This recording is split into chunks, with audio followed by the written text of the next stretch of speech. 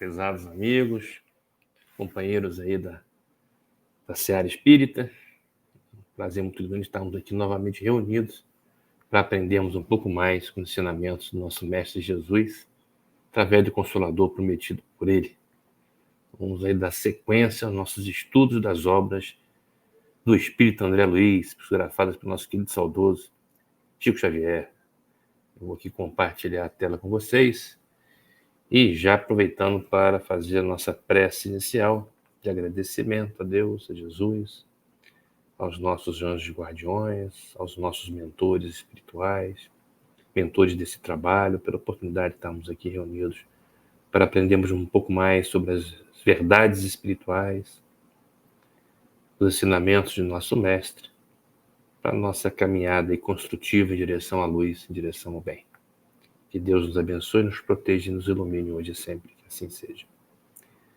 Vamos hoje aqui dar uma sequência aos nossos estudos com a aula 82. A aula 82, estudo das obras de André Luiz, A Vida no Mundo Espiritual, desta obra também peculiar, Sexo e Destino, parte 3. Lembrando aqui a nossa obra original, dos nossos estudos, né?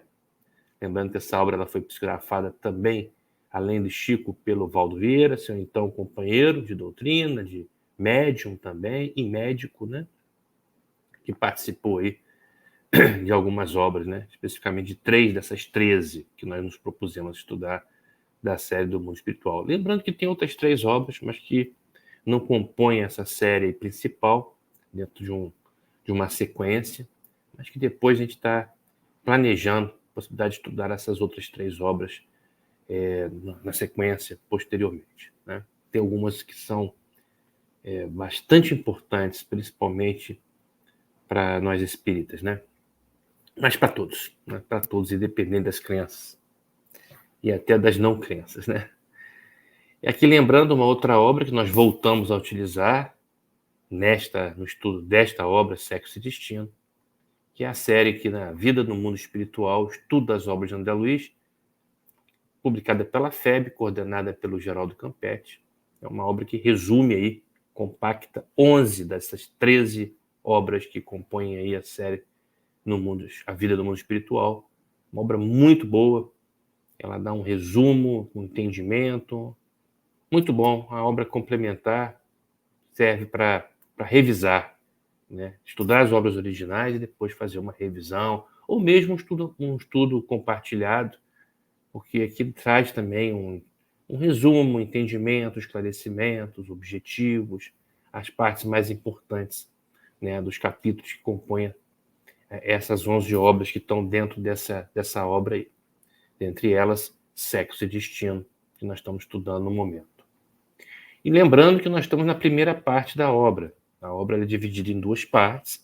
Uma primeira parte que foi psicografada por Valdo Vieira, 14 capítulos, e depois a segunda parte que foi psicografada por Chico Xavier, também 14 capítulos. Tá? Hoje nós vamos estudar então os capítulos do 6 ao 8. Lembrando que a gente está compactando conforme a complexidade, o tamanho dos capítulos, para que possa, né, o estudo não ficar, obviamente, cansativo e render, né, ser produtivo. Então, vamos hoje iniciar com o capítulo 6, onde aqui André Luiz nos traz esclarecimentos sobre a obsessão consentida e partilhada. Sim, obsessão consentida e partilhada entre encarnado e desencarnado. Na realidade, André Luiz nos mostra aqui a verdade de que todo o processo obsessivo ele é compartilhado. Tem que haver afinidade entre ambos.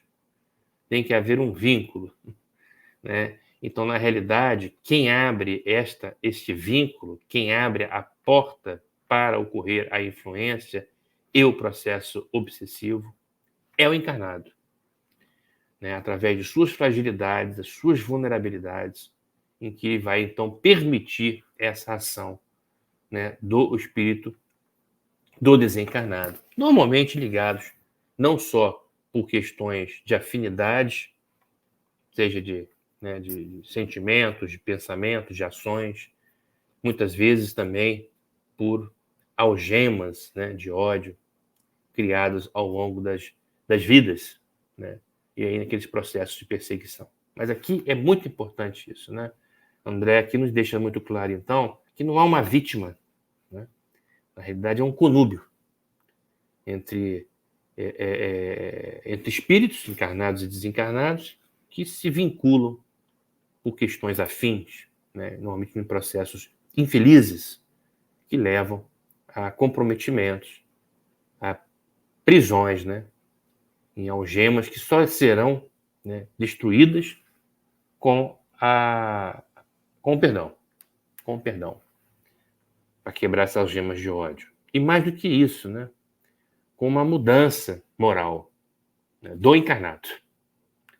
Porque se ele se transforma, ele passa então a se imunizar.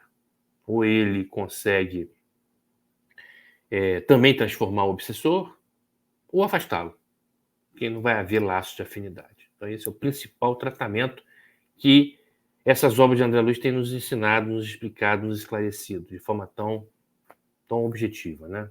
Tão clara. E aqui, então, dando continuidade à saga dessas duas famílias, envolvidas, comprometidas, naquela luta regenerativa, a gente já viu em outras obras, principalmente Entre a Terra e o Céu, e aqui Sexo e Destino nos mostra, então, toda essa situação, ligado especificamente às infelicidades, né, aos equívocos que envolvem, né, a questão da sexualidade, trazendo graves complicações e comprometimentos em nossas vidas, né?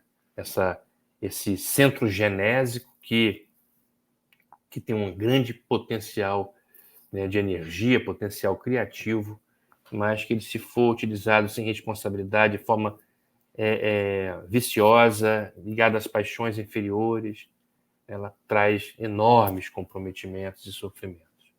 Então, aqui dando continuidade à saga dessas duas famílias, Pedro Neves, né, trabalhador do mundo espiritual, benfeitor, que está aí tentando ajudar seus entes queridos, encarnados, mas com grandes dificuldades, porque ele não consegue o desprendimento, ele não consegue ter a serenidade para enfrentar, então, né, toda essa luta regenerativa entre todos os envolvidos.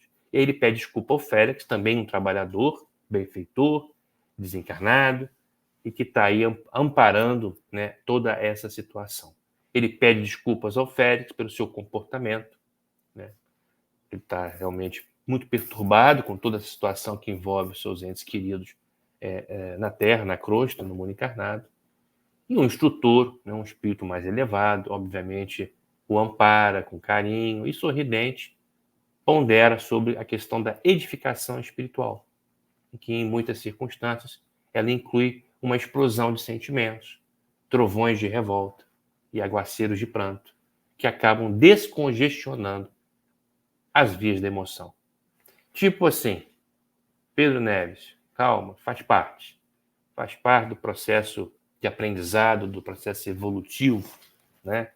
Em que muitas vezes você precisa soltar essas mágoas, esses rancores, né? Essa cólera que surge diante de aparentes injustiças, das perseguições, né? Em que a gente sabe que tudo que está aí envolvido, não há vítimas, né?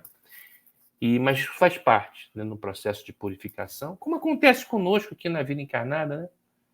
A gente também passa exatamente por isso, né? Então, muitas vezes a necessidade daquela explosão para você soltar aquela raiva, aquele ódio, e aí você fazer a sua reflexão, descongestionar as vias da emoção, para então construir a sua serenidade, a sua paz interior, para enfrentar as coisas com dignidade, né? Com calma, com paciência e equilíbrio. Então, os amigos espirituais aplicam, então, passes na Beatriz, né? Lembrando, Beatriz, filha encarnada do Pedro Neves, aplicam passe, enferma, né? Lembra que ela está próxima à desencarnação, para que ela possa dormir, né? Mas se mantendo presa ao corpo, em razão ainda da sua fragilidade orgânica, que favorece a aprofundada consciência da realidade espiritual, o que não lhe convém neste momento que ela está. Ela está no momento aí, prestes de desencarnar, né?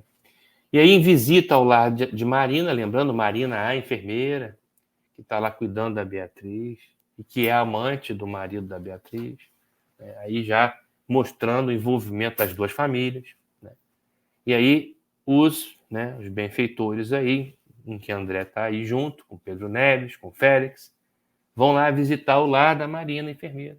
E aí se deparam lá no lar com duas entidades vampirizadoras, dando mostras de que o ambiente espiritual ali não está legal. Está um ambiente indefeso, né? Aí eles vão lá e adentram no apartamento do Cláudio Nogueira, né, que é o chefe ali da família, o pai da Marina, um cavaleiro de traços finos. Aí André que vai nos descrever, aproximadamente 45 anos, bem vestido, fumante, habituado com os aperitivos alcoólicos, né? Estando na companhia das referidas entidades vampirizadoras, né? Que ficam ali, ó, né, intuindo, fazendo a pressão, lhe pedindo insistentemente para que o mesmo beba. É assim que funciona. É interessante que tem outras obras espíritas de outros autores espirituais e outros médiuns, que nos falam a mesma coisa, né? A doutrina espírita ela não tem contraditório. Nós que criamos as contradições pelas nossas imperfeições e as nossas tendências de tentar modificar a doutrina e vincular às nossas ideologias inferiores. Fazer o mesmo que fizeram com o cristianismo primitivo, né? Então, eu tenho intermediado a seguinte mensagem, né, quando eu tenho oportunidade nas reuniões públicas, nas casas espíritas, de falar que nós abraçamos a doutrina espírita para nos modificar, não para modificá-la. Tem que ficar muito claro. Então, as obras espíritas falam sobre essa questão aí, né? O caneco vivo, acho que é um termo que uma das obras fala sobre isso, que é a questão, né, dos espíritos que são vinculados também ao vício do álcool. Quer dizer, eram viciados aqui, desencarnam e continuam viciados lá. Lá não tem o álcool matéria para absorver, não tem o organismo matéria densa que tem aqui nessa vestimenta. Mas eles conseguem sugar, né, esta energia negativa do seu vício através do encarnado. É assim que funciona. Em relação aos diversos vícios. Aos diversos vícios. Tá? E aí, Cláudio, sintonizado com as entidades, então veja bem, né? Sintonizado com as entidades, mostrando o processo da obsessão partilhada, né? Obedece e absorve a bebida. E aí, André Luiz, espírito, né, que está ali acompanhando tudo, ele observa como é que os perispíritos do encarnado e do obsessor desencarnado se fundem. Eles se fundem, né? O vampirizador com o vampirizado, né? E André, pesquisando esse processo de fusão, conclui, né, que ele aceita a simbiose de livre e espontânea vontade. Quer dizer, o Cláudio, o encarnado, obsidiado, que aceita esta simbiose, satisfazendo, então, a todos os envolvidos. É um conúbio. É o processo obsessivo compartilhado, que é a realidade dos processos obsessivos. É assim que acontece. Então, você vê a grande complementação, né, da codificação que André Luiz nos traz sobre diversos assuntos, né? E principalmente nessa parte que envolve as questões dos processos obsessivos, nos trazendo as exemplificações, os casos reais, apenas mudando os nomes, lembrando disso, né? Para não comprometer aí, vão haver constrangimentos, porque famílias, né, descendentes, são famílias reais, né? E nos mostrando, complementando aquilo que a codificação nos traz. Então, há uma reflexão naquele momento entre os amigos espirituais quanto à questão da não intervenção para afastar esses vampirizadores do Cláudio, né? Porque há esse questionamento por parte do Pedro Neves, por que eles não conseguem atuar ali e afastar os vampirizadores? Aí, né, o Félix, né, o mais evoluído, né, está ali como mentor, responde a esse questionamento do Neves e explica que é preciso compreender, né, que essas almas, esses espíritos, né, que ele coloca pessoas, são livres para decidir e suficientemente lúcidas para raciocinar, né, tanto no corpo físico como fora dele. Então, o espírito, ele é senhor da constituição de seus atributos e responsabilidades. Todos nós somos livres para sugerir ou assimilar isso ou aquilo, né? E que nós vamos ter que aprender. Nós temos o livre-arbítrio relativo e é justamente para a gente assumir as responsabilidades, errar e aprender com os erros. E tudo tem seu momento. Um momento em que você vai, então, permitir a ajuda. Mas, para isso, precisa passar por determinadas vivências. Não tem jeito, né? Vai ter que experimentar do próprio veneno, fazendo parte do processo de aprendizado. Então, André Luiz, nessas obras, ele se depara, muitas vezes, em várias situações, com essa realidade, né? Muitas vezes ele fica aflito, embora não foi ele que questionou aqui, foi o Neves, mas ele, em vários momentos de outras obras, inclusive dessa, ele fica angustiado de por que ali logo os benfeitores não resolvem. Porque não é assim. Não é assim. Ninguém tem que resolver para a gente. Há um amparo para nos ajudar a nós resolvermos por nós mesmos. É assim que funciona. A lei do merecimento, do mérito, tudo é construído com esforço, com renúncia, com abdicação. É assim, a abnegação é assim. Ele continua. Experiências são lições. E todos somos aprendizes. O irmão Félix continua, então, o seu ensinamento para o Pedro Neves, para o André Luiz. Aproveitar a convivência de um mestre ou seguir um malfeitor é uma deliberação de cada um de nós. Os resultados iremos colher. Então, mostra aí, a responsabilidade que nós temos, e ela não vai ser transferida para ninguém. Então, ao contrário, na casa de Nemésio, aí ele mostra uma mesma situação, onde os benfeitores não afastam os vampirizadores, e aqui os benfeitores imunizam a encarnada, no caso, a Beatriz. Mas é uma situação diferente. Observe, aqui há um plantão do irmão Amaro, um benfeitor espiritual, que está ali protegendo a Beatriz, para que não haja intromissão dos desencarnados infelizes. Em face de quê? Do estado enfermiço que a Beatriz se encontra, uma outra situação, completamente diferente lá do Cláudio, e das virtudes da Beatriz. E as suas próprias virtudes dão a ela a possibilidade, não só do amparo, mas como da imunização, através do próprio hábito de coração, de suas próprias virtudes. Então, nós conseguimos construir essa imunização em relação às influências do mal. Com amparo, com a ajuda dos benfeitores, mas a gente tem que permitir isso. Então, esse é um ensinamento também muito forte que André nos traz em suas obras. Então, esclarece que os temíveis obsessores lá do Cláudio nada mais são do que sócios estimáveis e amigos.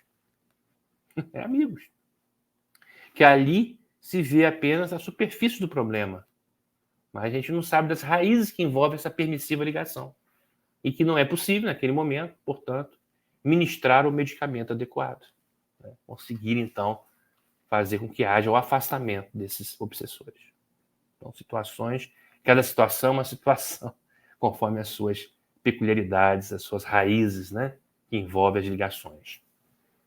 Que no momento, nada podem fazer por Cláudio Nogueira, pois CSA deve ser entendido no sentido de corrigir, de restringir, e que todos vivem na área da responsabilidade que a lei nos delimita. Então, isso nós acabamos de refletir, que a responsabilidade de cada um é do tamanho do conhecimento que possui. E os que têm grande autoridade sobre as multidões respondem pelo destino que aponta para elas, seja no sentido do bem ou no sentido do mal. Cada um responde pelos recursos que lhe foram confiados. Quanto maior a sua responsabilidade, maior também será seu mérito se for aproveitado para o bem. E seu desmérito será maior quando aproveitado para o mal. Quanto maior a responsabilidade, quanto maior o conhecimento, quanto maior a possibilidade de envolver mais pessoas, mais espíritos. Se for para o bem, ótimo, é uma ascensão. Se for para o mal, é um grande comprometimento. Alerta aí para os nossos líderes políticos, líderes sociais, que utilizam seu poder e sua inteligência para o mal. E estão se comprometendo gravemente, principalmente nesse momento de ápice, transição planetária. Aproveitando mal as oportunidades que estão tendo, últimas, antes da progressão do nosso mundo para um mundo de regeneração e, obviamente, essas almas e espíritos cristalizados no mal, né, que não estão se permitindo sequer a ajuda, né, vão depois migrar para mundos mais inferiores. Então, uma pessoa, por exemplo, com grandes capacidades de autoridades, pode levar extensas comunidades a culminâncias do progresso e do aprimoramento, ou afundá-las em estagnação e decadência, como nós estamos vendo aí com os líderes políticos em tantos países, inclusive no nosso. Naturalmente, governantes e administradores, em qualquer tempo, respondem pelo que fazem. A lei causa e efeito. A justiça divina, gente, ela é implacável. Ela não tem como enganar. Pode enganar a nossa justiça imperfeita aqui humana, mas todos irão pagar pelos seus grandes débitos.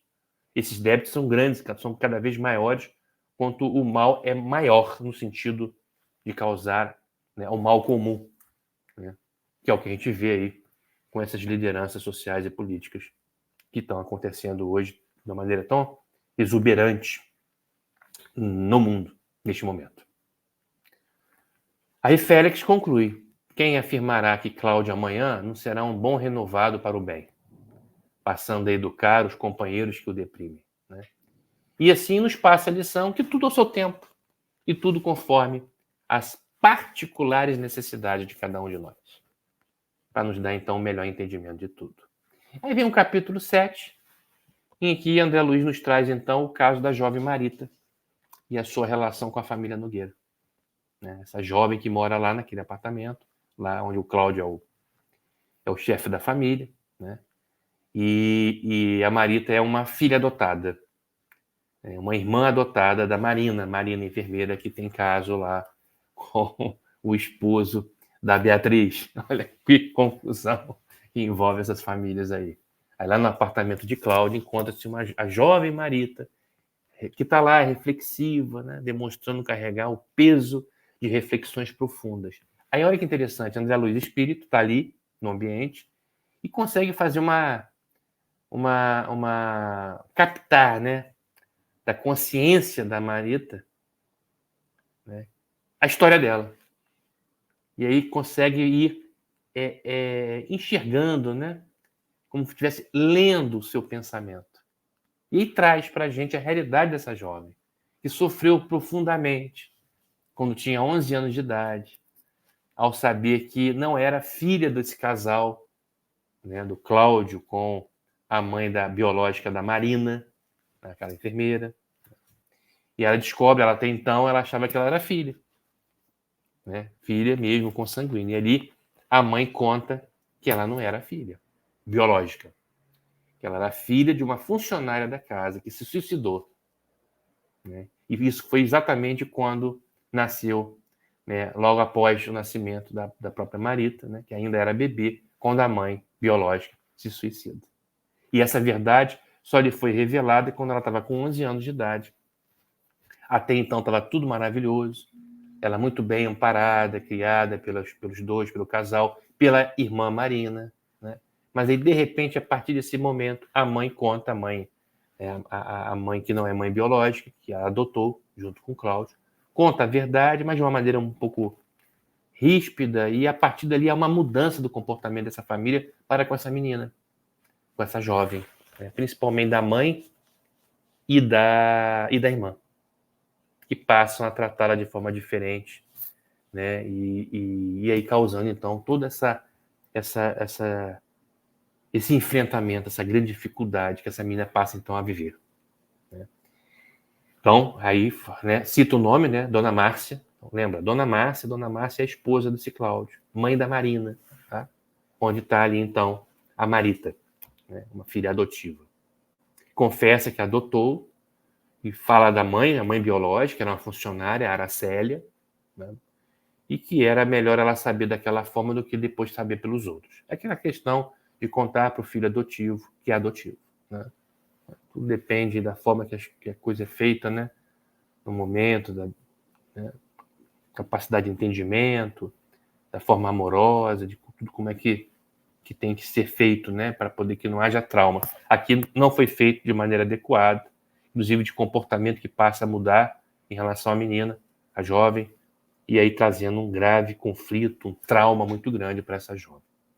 Então a André está trazendo essa história toda e mostrando aqui para a gente. Conta que sua mãe biológica Era uma mulher alegre, gostava de festas, muito dedicada ao seu trabalho e à família Nogueira, né? Ela trabalhava com essa família. E aí apresenta-se de uma hora para outra grávida, jamais contou quem era o verdadeiro pai, por ser impossível um casamento digno com ele. E aí engravidou, teve a filha, que foi a Marita, né? E aí depois, então, acontece a questão do suicídio, né? Ela fica abatida, melancólica e busca a morte, tomando fomicida. Até o momento desta revelação, né, se ligava a Dona Márcia como sendo a sua verdadeira mãe. E tinha a Marina, a enfermeira, como sua irmã, conservando ali, né, na memória os momentos felizes que passou naqueles anos de infância. Quando então a verdade lhe é revelada, e aí, a partir dali, tudo muda. Tudo muda. E começa, então, essa saga, a saga da Marita. Tá? Seu sofrimento era minimizado pela dedicação de Cláudio, pai adotivo. Tá? Até então, é o que dava ali mais carinho, mais atenção para ela. Se mostrava mais terno. Enquanto a dona Márcia e a Marina começaram, então, a tratar mal, com repugnância, né? Tendo raros momentos de carinho, né? Que lembrava algumas vezes a dona Márcia, em algumas vezes lembrava aquela mãe que era até então, né?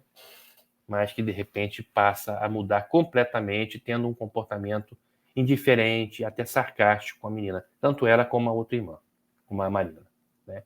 A Marina, por exemplo, não perdia a oportunidade de biografá-la para os colegas, dizendo que ela é uma irmã adotiva, né? E aí André nos traz, então, uma outra realidade. Olha só como que a coisa, né, tá ruim, pode ficar pior, né? Olha o que acontece, então, com essa menina. Aos 17 anos, ela foi trabalhar no estabelecimento do Cláudio, né, o pai adotivo, e aí se interessa por um dos colegas de trabalho. Já havia saído com ele para tomar um sorvete, um lanche, né? E aí ele a beija inesperadamente, ela reage indignada, pedindo respeito por ela e para a noiva dele, mas o rapaz de caráter inferior sorri sarcasticamente, deixando-a em lágrimas. Quer dizer, esse rapaz, então, né, que dá em cima lá da Marita, no seu ambiente de trabalho, né, é filho lá do casal Beatriz e Nemésio. Olha como que a coisa é complicada. E é o namorado, né, a verdadeira paixão da Marina. Então, imagina só, essa Marina enfermeira, ela está tendo um caso com o pai e o filho, com o marido da Beatriz, que está enferma, Nemésio, e com o filho dele, que trabalha neste ambiente aqui, onde a Marita estava, né, ali, então, trabalhando, que pertence ao Cláudio. Olha só a coisa como está intricada, e aí é uma complicação de relacionamentos aí, com grandes sofrimentos, mas que envolve, né, coisas passadas, né? Então são aquelas situações da luta regenerativa. Ninguém está nos lugares por acaso, né? E olha as relações. E ela se apaixona por esse rapaz, que é o Gilberto, que é filho da Beatriz, né? Filho do Nemésio. Na realidade, neto de Neves, né? Neto de Neves. Então, olha que coisa, né? Como é que a coisa, né? Ela vai se desenrolando, quer dizer, ou se enrolando ainda mais, né? E aí ele acaba se entregando de corpo e alma, mas sofre porque o rapaz já não se interessa mais por ela, como antes, vindo a descobrir que está envolvido com a sua irmã, né? A irmã que não é biológica, que é a Marina. Então, tá ruim, ainda pode piorar, né? Ainda pode piorar. Então, olha que situação. Então, mas o que não sabe, lamenta André Luiz, é que Marina está namorando com Gilberto e com o pai dele, que é o Nemésio. Essas são as relações aí, né? É interessante que André Luiz nos traz esse caso na sua obra, um caso real que aconteceu lá atrás, né? E Isso acontece muito, né, no dia a dia, né, na nossa vida contemporânea. Quantos casos complicados envolvem isso aí, né? Essas questões todas dessas relações, né, que envolvem infidelidade, situações muito complicadas, né, que na realidade esses espíritos, essas almas estão ali para um processo de luta regenerativa, né, de quebrar as algemas do ódio e muitas vezes, né, acaba a coisa fracassando e aí o comprometimento sendo ainda maior. Ou então, a partir dali, cria-se uma nova situação, né, de algemas que vão se prolongar para o além-túmulo e para as próximas reencarnações.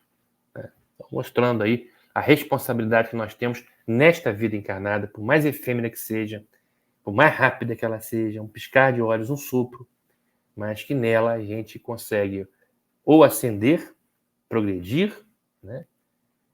Construindo aí uma boa colheita para o futuro, uma boa colheita, ou nos complicarmos ainda mais, né? Ou nos complicarmos. Bom, aí vem o capítulo 8, que é o último do estudo de hoje. Né? São capítulos um pouco maiores e a gente compactou esses 3 aí. Continuando a história. Descreve o drama de Marita diante da tentativa. Aí, se não bastasse toda essa situação complicadíssima, né, que envolve sofrimento e tudo mais, que pode ter um desenrolar ainda pior, se não bastasse tudo que essa jovem está sofrendo, essa Marita, ainda por cima, o que ela se depara? Ela se depara com o pai adotivo, o pai Cláudio, né, adotivo, que começa então a seduzi-la com outras intenções com ela, de querer que ela seja, né, mulher dele. Olha bem, filha adotiva, mas que seja mulher dele. E incitado pelos vampirizadores. Olha que coisa. Incitado pelos vampirizadores. Aí conta que André nos mostrando, ainda no quarto de Marita, André calma Pedro Neves, que está irritado com essa situação toda.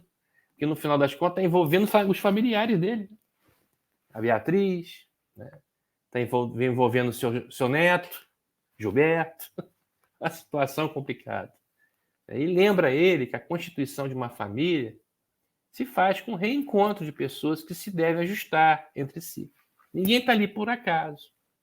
Eles estão ali para se ajustar. Muitas vezes se complicam ainda mais, né? E se a intenção é ajudar a Beatriz, sofrendo o embate das vibrações negativas dos interesses conflitantes entre os membros de sua família, deverão ali cooperar, proteger, realizar o melhor para que as benesses cheguem até ela.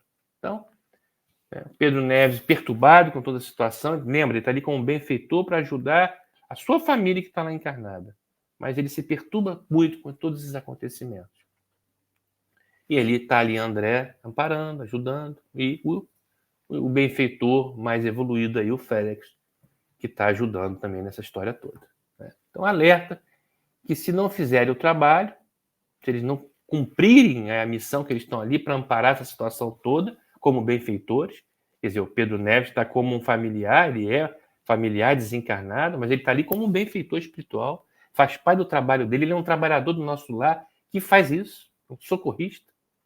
E nesse socorro está envolvido familiares dele. Foi dada essa oportunidade a ele de socorrer seus familiares. E ele está encontrando grande dificuldade nisso, devido exatamente aos laços que tem ali. E traz, então, a ele, traz aquele homem velho dele, né? Aquela questão dos sentimentos ruins, inferiores dele.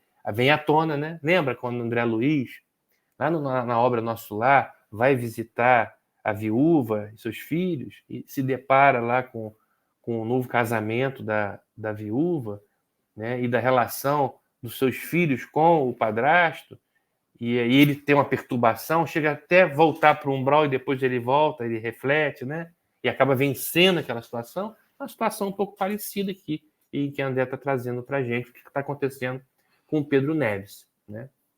Então ele alerta que se não fizerem o trabalho, eles poderão ser deslocados para uma outra atividade, visando a não prejudicar a enferma. Está ali para ajudar, mas se não tiver o equilíbrio e a serenidade para isso, ele, em vez de ajudar, pode atrapalhar.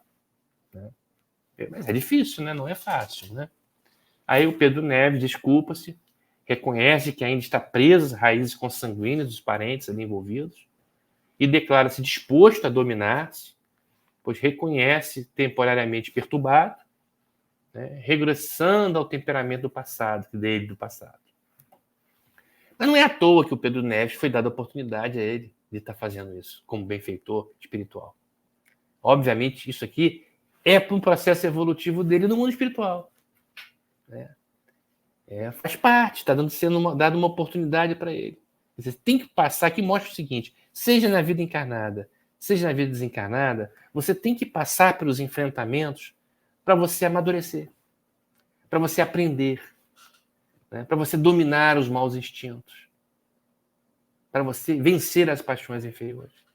É a aprovação. Se você não passar pela aprovação, você não desenvolve essas virtudes. É isso aí, tanto no mundo encarnado como no mundo desencarnado. Aí o Cláudio entra na câmara de Marita, né, no local, no local onde ela dorme, né, no quarto dela, acompanhado de seu vampirizador, que lhe comanda os pensamentos, né, aqueles vampirizadores lá que estão, aqueles dois lá que estão com o Cláudio, lembra? Pois é, estão ali num autêntico fenômeno de possessão partilhada, né? Quando se dá o casamento das intenções e desejos do encarnado com os do desencarnado. Não havendo uma violência do livre-arbítrio. Há um compartilhamento, né? Um consórcio, é um conúbio. Estão ali partilhando os mesmos desejos. Esta é a verdade. E aí o vampirizador de Cláudio demonstra não ser apenas o dipsomaníaco, que é aquele que tem desejo incontrolável do álcool, o alcoolismo, mas um profundo conhecedor das paixões humanas. Aí entra a questão da sexualidade. E ele começa a instigar o Cláudio, né, a despertar o interesse sexual pela sua filha adotiva, que é a Marita. Para ele começar a enxergá-la como mulher, em vez de enxergá-la como uma filha adotiva. Isso acontece demais, né, na nossa vida cotidiana, né, de tantas e tantas famílias, de situações de padrasto que abusam dos seus de jovens, de crianças, né, e por aí vai, de filhos adotivos. Bom, que ela dará fim à sua carência afetiva e à vida simulada de um lar de fachada. Aí é o vampirizador lá na cabecinha do Cláudio, né, estimulando ele e já dando as justificativas para por que é importante, que ele tem que dar vazão, sim, a esse sentimento, porque ele é carente, porque ele não está bem casado, que a vida dele familiar ali é uma fachada, e que a Marita é a salvação dele. Olha só como é que são as coisas. Quer dizer, tudo um estímulo externo, negativo, mas que, lógico, permitido, porque há um desejo em comum do próprio encarnado. Aí Cláudio, na tentativa de justificar suas intenções descabidas, revela mentalmente conhecer o romance da Marita com Nemésio e com seu filho Gilberto, né? E ao mesmo tempo classificando-a de mulher livre. Marita não, da Marina, tá? Está escrito errado aqui. É o romance da Marina, sua filha, sim, biológica, que tem um romance tanto com Nemésio como com seu filho Gilberto. Lembrando que o filho Gilberto, que também tem, então, essa situação de relação com a Marita, tá? Então aqui está escrito Marita, é Marina, tá? Bom, ao mesmo tempo, classificando de mulher livre. E que ele, a esposa e a Marina simplesmente se toleram. E que Marita é a flor do ramo espinhoso dos antagonismos flagelantes do seu lar arruinado. Ele mentalmente já se justificando a toda essa ideia absurda, né, de ter um romance, né, e concretizar este romance com a sua filha adotiva, né, obviamente ajudado no pensamento pelo seu vampirizador. Confessa saber do romance de Marita com Gilberto e espera que ela seja machucada pelas circunstâncias para cair em seus braços e torná-la sua amante. Olha que coisa. Olha que coisa complicadíssima, né? E aí, ele reluta tentando recuar, mas ao mesmo tempo as palavras e a força sedutora de seu vampirizador corrói a sua resistência. Quer dizer, ele ainda fica titubeando em relação a isso, mas aí vem a má influência que ele permite para poder então se aproximar da filha adotiva, né? Que ainda com os olhos úmidos busca saber se foi Gilberto o causador de suas lágrimas e acariciar-lhe as mãos. Marita sente, aí Marita percebe a má intenção do pai adotivo em suas palavras e gestos, né? E aí observa a realidade que se depara com ela, né? Se depara nessa situação que já está difícil e começa a se tornar ainda mais difícil, né? E aí ele vai se confessar, né? E vai trazer para ela essa má intenção. Aí ensaia até um abraço e se aproxima do rosto de Marita. Aí André Luiz e Neves emprestam forças à jovem assustada para que ela se liberte, né? Rogando-lhe para não fazê-la mais infeliz. Quer dizer, para ela conseguir aí se libertar dessa situação, né? E reagir a essa situação em que está ali se deparando. Aí há uma ajuda do plano espiritual para ela, para Marita. Cláudio, na tentativa de torná-la refém, diz que o ciúme lhe invade o coração por saber de suas intimidades com Gilberto, devendo ela admitir já ser uma mulher em condições de aceitá-lo como um homem, não somente como um pai adotivo. Aí começa então, a convencer a menina. Aí o Pedro Neves cai novamente em desespero, ele vendo isso tudo ali como benfeitor, socorrista, mas não aguenta, né? E diz que a oração não vai resolver a situação, mas André pede para ele se conter e confiar. Se conter e confiar. Aí quando Dona Márcia adentra a casa, né, e o barulho da fechadura interrompe, então, a situação que o Cláudio está ali pressionando, né, constrangendo a Marita, né? Este, então, abre as janelas do quarto e aí disfarça, né? Tenta disfarçar, dizendo que a menina teve um pesadelo e tenta enganar, então, a esposa. Estava com o gás lá aberto e ele foi socorrer a Marita e a esposa acaba acreditando, teve um pesadelo, era sonâmbulo e tudo mais. E consegue enganar. Bom, então para a gente finalizar então o estudo de hoje, esses 3 capítulos, principalmente agora esse último, né, quais são as grandes lições que a gente pode tirar desses capítulos aí? Né? Uma em relação às ilusões em matéria de ligação afetiva. Nós temos muitas ilusões na vida encarnada em relação às nossas relações. Relações humanas, relações emocionais, de ligações, né? Envolvendo inclusive as questões de relacionamento conjugal, de relacionamento com as pessoas, né? Sendo casados ou não. E como a gente se ilude muito com utopias, com sentimentos equivocados, não verdadeiros. Então são ilusões em relação a ligações afetivas. Muitas ligações afetivas nossas são, na realidade, grandes ilusões que vão trazer sofrimentos e complicações. Uma grande lição que nos traz esses capítulos. A outra são as técnicas de exploradores consumados das paixões humanas. Quer dizer, essas pessoas, essas almas, espíritos, todos nós, né, perturbados ainda, espíritos inferiores, com muitas perturbações em relação a essas ligações afetivas, a essas paixões humanas inferiores, né, e que muitas vezes criamos técnicas de explorar, né, essas relações, né? E aqui mostra exatamente isso, né? As técnicas exploradoras consumados das paixões humanas, né? Mostrando esse caso que está envolvendo aí o pai adotivo com sua filha adotiva, né? E também toda essa relação confusa que envolve Marina, Marita e o Gilberto e o Nemésio, né? Essas duas famílias aí que estão entrelaçadas por laços anteriores. A batalha interior, em que o adversário somos sempre nós mesmos, na arena das qualidades inferiores, quer dizer, todos nós ainda, como espíritos imperfeitos, nesse mundo que vivemos, temos ainda muitas qualidades inferiores, e que nós precisamos vencê-las. É a nossa primeira grande batalha, nosso primeiro grande dever, é vencer a nós mesmos, vencer o homem inferior, o nosso, nós mesmos, né? vencer o homem velho. Então, é essa grande batalha e é o que nós vivemos nesse momento de maneira tão exuberante, nesse momento de ápice de transição planetária, que somos convocados a vencer a nós mesmos, a nossa primeira e grande batalha. Por incrível que pareça, por mais que esteja tudo muito perturbado lá fora, na humanidade, a sociedade de uma maneira geral, mas nosso primeiro dever nesse momento é exatamente vencer a nós mesmos. É uma grande provação que nós estamos vivendo nesse momento, provação fundamental para momentos de escolhas muito importantes, que vão refletir no nosso além-túmulo e nas próximas reencarnações. Né? Esse capítulo também nos deu um entendimento sobre essa possessão partilhada. Né? São espíritos que estão ali com as mesmas aspirações inferiores, com responsabilidades em cotas iguais. Por isso que não há vítimas, né?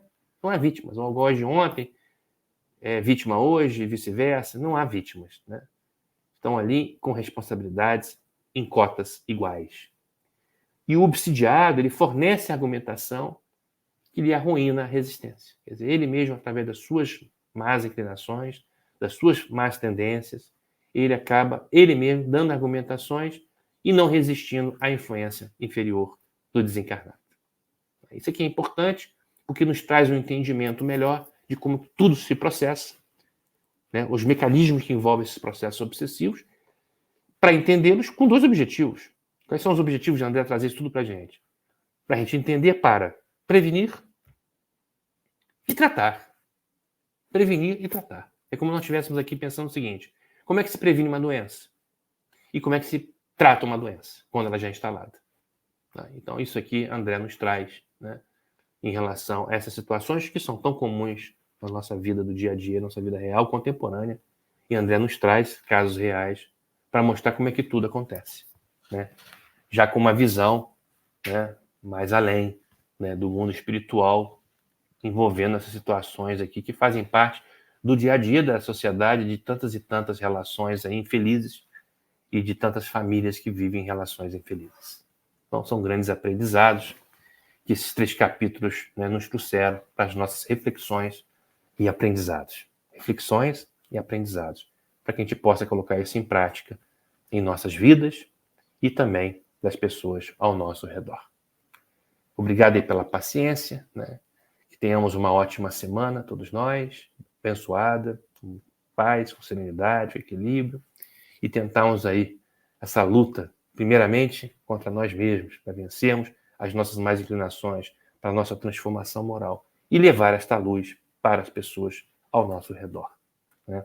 Como trabalhadores aí, né? Trabalhadores da Seara Espírita, trabalhadores de Jesus. Que Deus nos abençoe, nos proteja, nos ilumine, e até a próxima semana para dar uma sequência aos nossos estudos. Depois nós teremos uma pausa nesse final do ano e retornaremos, mas depois a gente coloca direitinho as datas, tá bom? Então até semana que vem, se Deus quiser, né? E Deus quer.